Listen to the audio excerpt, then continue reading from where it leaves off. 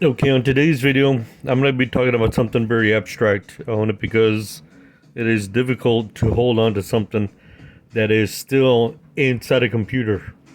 And although we don't have the technology right now to emulate something into 3D form, programming code is abstract in a sense that we can't touch it, but it is there and it is a useful thing to do every now and then.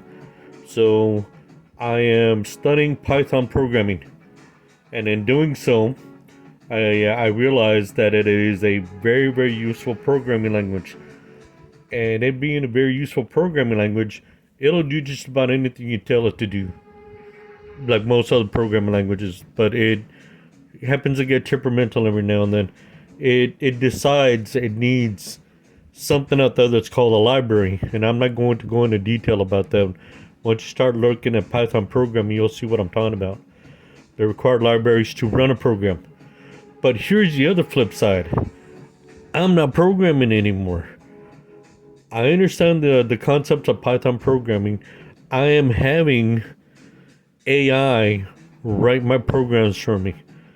But had I not understood the basic concept of the programming language or the foundation of the programming language, I want to know what to tell the AI. I could throw a whole bunch of gibberish out there and be like, yeah, here's your program code, and it might not work. So, understanding the language is step one. Understanding it with a foundation, step two. Step three, writing basic programs. There you go. Whether it's a tic-tac-toe program or whatever it may be.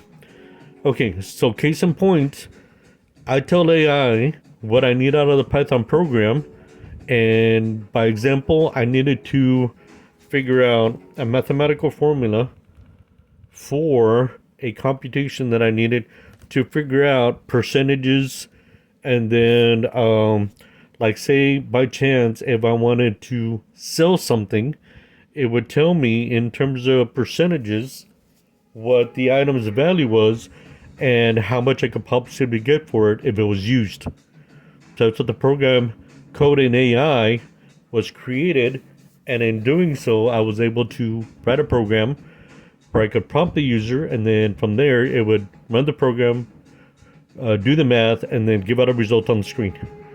So that's it for today's video. We'll see you on the next one.